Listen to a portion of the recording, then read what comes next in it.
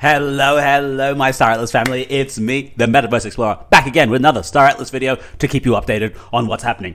This was a nice video that they released a couple of days ago on their Twitter, so I thought I'd feature it just a little bit. I did like it. This is the Calico Scud, right? But today, I'm actually going to be talking about a whole bunch of other stuff. First off, I want to apologize that I haven't been on YouTube in like 6 days. I know. I tried to do a video maybe every 2 or 3 days to keep you on track and trying to keep the videos a little bit smaller, a little bit more frequent so the YouTube algorithm loves me. But I'm back. I went to actually a conference in Melbourne, Australia. It's a crypto conference. I ended up speaking. I was over there with a company that it's called Collective Shift. So I thought I'd just show you very quickly. This is me and the team over at Collective. That's me over there. We basically focus on crypto education, a little bit of analysis, mainly Australian based, and yeah, it was actually pretty good. I actually ended up having to present one presentation, which was really good. You can see me there. That's my beautiful, gorgeous little face over there. Look at that, ugly as hell.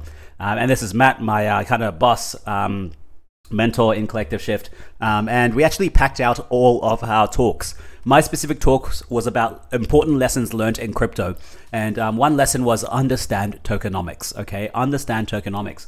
Where's the circulating supply? What's the demand? What's the utility of it? What's the distribution? Just as a basic, stepping stone for you to understand what the hell this token you have in your wallet is actually doing, okay, and why is it in your wallet? That's another thing.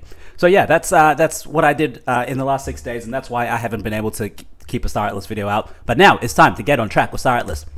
Now this video, I'm sure you did see it before. Let's have a look at it again. This is the Calico Scud, right? It's a very, very gorgeous ship. Now I want to show you what else is really nice is their recent video.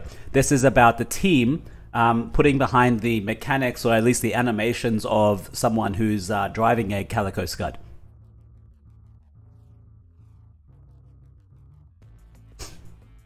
Pretty cool. So like this sort of stuff is the minor detail that you don't really need to see, like not yet anyway. This is like the stuff where someone's in the ship flying by. You're not going to look inside the cockpit to see where their hands are moving. But with this, it's pretty interesting to see that they are putting it in, right? Super cool. Now, who likes behind the scenes look at staratlas development? Character skeleton animation of a pilot racing in the Calico Scud. Now, at the end of this, all of the characters, all of the pilots who are racing will have skeletal animations. It's pretty cool. And you can see how many joints that actually has so that it can articulate properly. Okay, that's the Calico Scud. But let's move on. In this episode, I wanted to highlight some things. So, HD Drifter, Leon, I really think you're missing the serious core gameplay of SA by not mining, crafting, etc. There is a lot to understand, and it's going to underpin all of the UE5 stuff in the future. I know you're busy with work, but you have some decent ships. You could at least craft a Max Hog. Mate, I've crafted a Max Hog. I'm happy with my Max Hog. Thank you very much.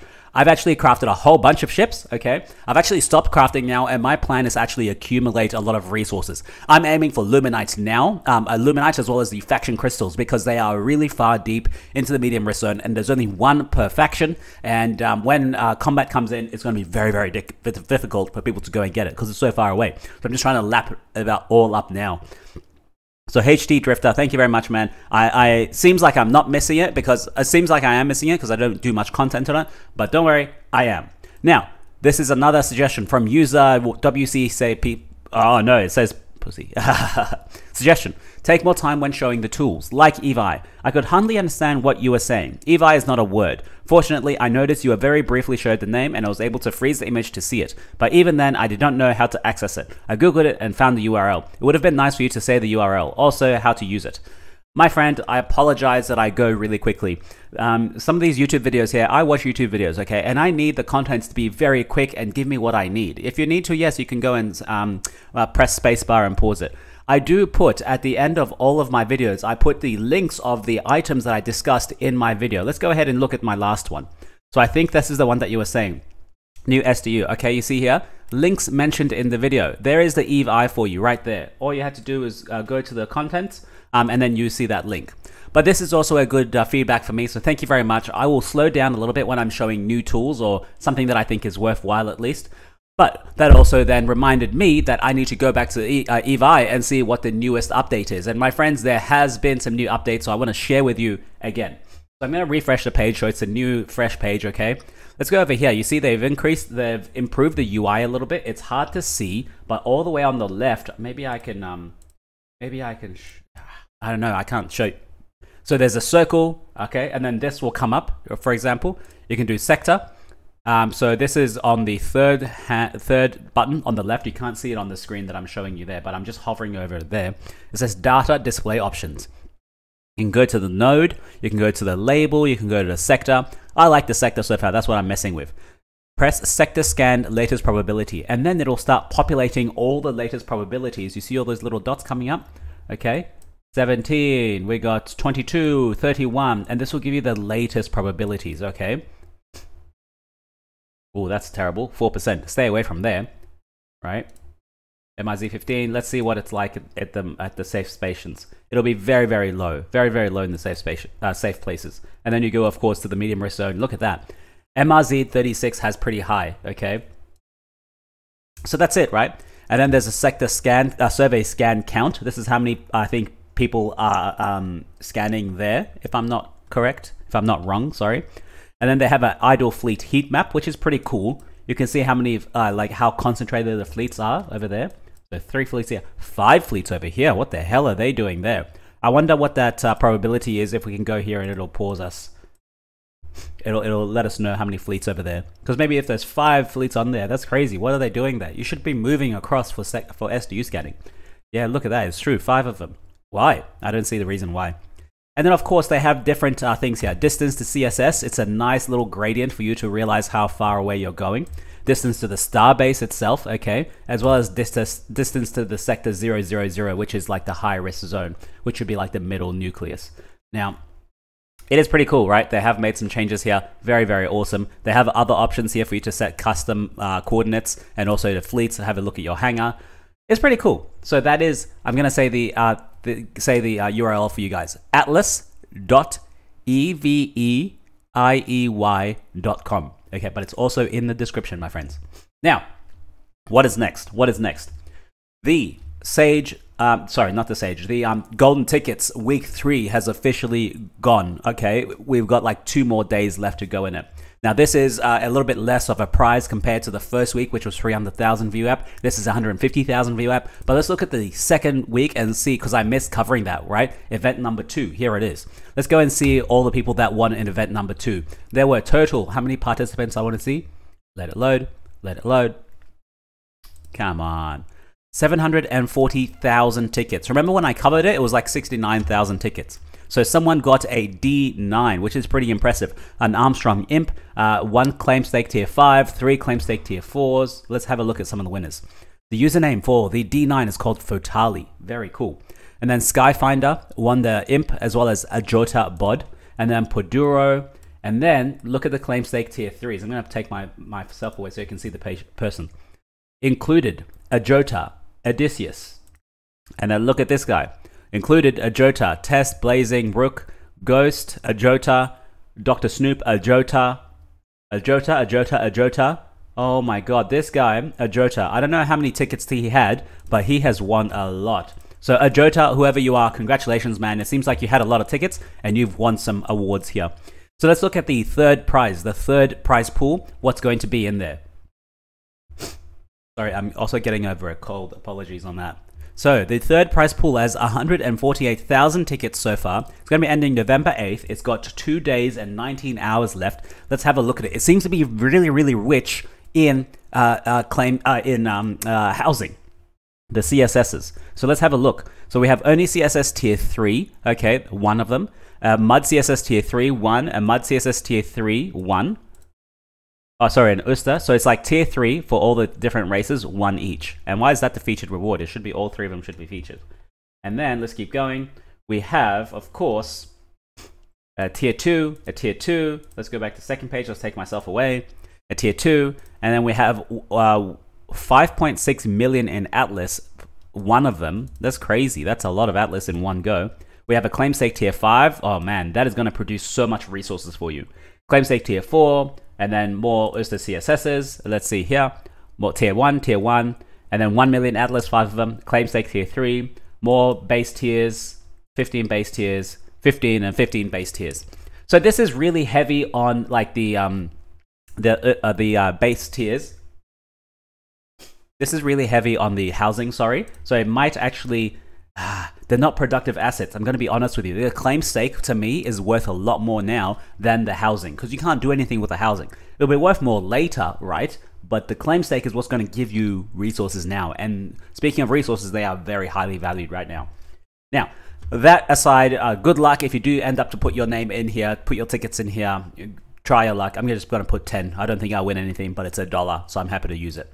Now, there have been new updates to the Sage Labs game. So we have Sage Labs patch 1.1.13. These are several issues. Let's see what the recent updates are. There was an issue where users could, unintentionally or intentionally, send resources directly to fleet token accounts, which is not a shortcut to resupply a fleet. And that would cause issues in the UI for the owners of these fleets. You have adjusted the interface where necessary to use the token delegated account amount instead of the UI amount, and this should no longer hinder users attempting to transfer fleet cargo in Sage Labs. So, if I understand this correctly, what this is that, you know, when you have your fleet, right, you have to resupply it at a station. But then after you do that, you go somewhere else, it's not at a station. Your token account still exists because you have, like, you know, 50 resources now in your fuel, 50 fuel, okay, in your capacity. But that token account still exists on the blockchain. So what I think, and I'm not sure, someone correct me on this, is I think someone's just randomly sending, okay, resources, more fuel to your token account without you being at the base to actually resupply normally. This is probably like, they thought it was a shortcut for them to resupply their fleet while they're just in space, right, without any CSS. But obviously they're saying that's not going to work, and that caused some issues with the UI and the game not being like, what the hell are you trying to do? That's not how it works, right? No, you don't do that, okay? So now I'm super confused. Now, next thing, you can now self-destruct while stuck mining because of having insufficient fuel to stop mining. Estate fleets are only able to get into using custom scripts and tooling. So all of you guys doing custom scripts and tooling, what that basically means is that their automated tool made them start mining, and then at the end of it, they don't have enough fuel to exit mining. I don't know if there was a fuel to exit mining. Maybe there's fuel to exit atmosphere, but I don't know if there was fuel to exit mining. Consolidating cargo pods in the Starbase inventory is now limited to 20 at a time to prevent errors with hardware wallets. So this is when, you know, you go and disband a fleet, right? You get a cargo pod that's stuck at the Starbase, and then, like, you could have 80 if you disband like more than 20 or 30 fleets. And then all of a sudden, these token accounts are still there. You need to consolidate them or you need to close them. And then they're saying now they're making them up to 20, so you can close 20 at a time, so that at least hardware wallets can do it properly. Now, last thing, buttons in the interface will now temporarily disable for a few seconds when clicked to prevent double clicking and accidentally initiating failed transactions.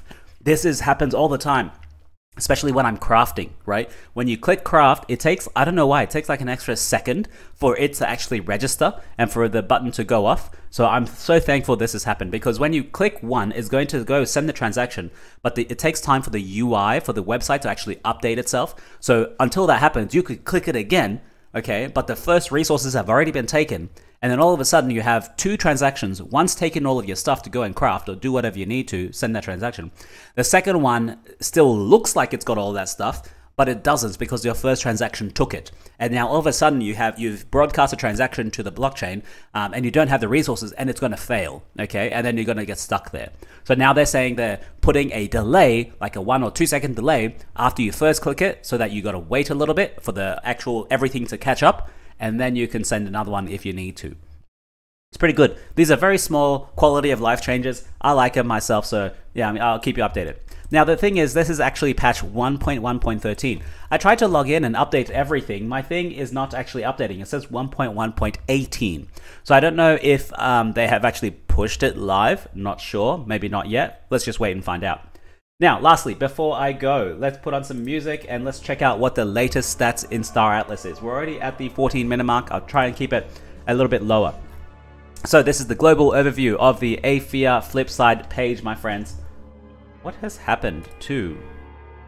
I think, let me do this. Why? Why is this? Let me change settings. Wait, I want you to see all...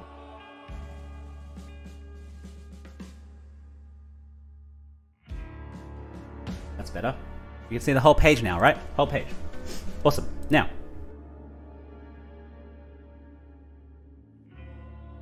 Yeah, that's good. Yeah, okay, sorry.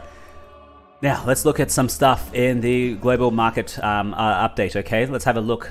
Atlas price, 0.003. Solana price is going up. Holy crap. Have you taken some profits on Solana so far? I hope you have. I've done just a little bit, being honest myself. But look at that. Looks good, looks good.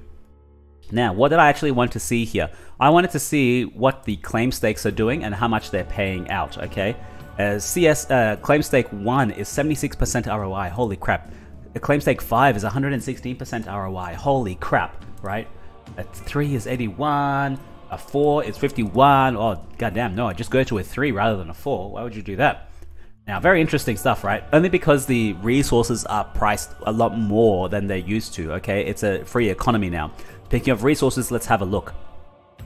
Fuel has actually is pretty stable. Let's have a look at the pricing. This is what I wanted to highlight to you guys. So I was actually crafting some toolkits and selling onto the market the toolkits. As you can see here, I can't show you here, but it was 0.01 toolkits on October 12.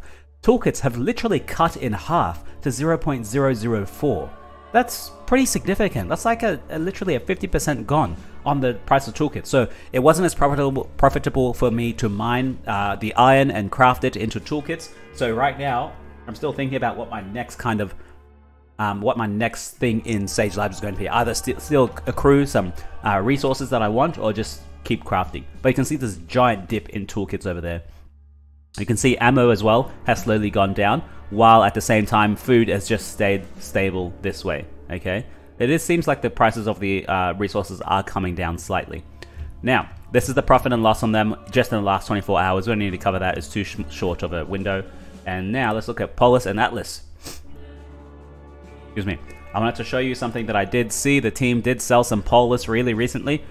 This is the Polis locked, sorry. This is the Polis sold by Automata. Now, they did sell a giant amount. When was this? A while ago. I didn't cover it when it actually happened. Where is it? Give me that. Yeah, that big one. That's October 30th, okay? And I know we're in November now, but on November 8th, they also did sell some tokens there. And that's this one, and then that's the second little increase you see right there. Now, Polis locked, of course, APR on the Polis locked is still pretty good. If you lock your Polis for 5 years, you do have... If you lock your Polis for 5 years, you do have an APR of 41%. If you compound it, I think every day, perhaps, it's 51%.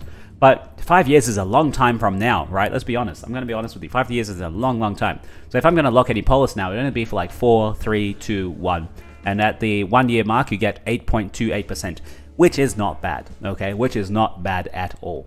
Now, next thing is the actual gameplay analysis in StarAtlas. Let's have a look at the golden tickets. Prices of the golden tickets have come down slightly. Let's take myself away.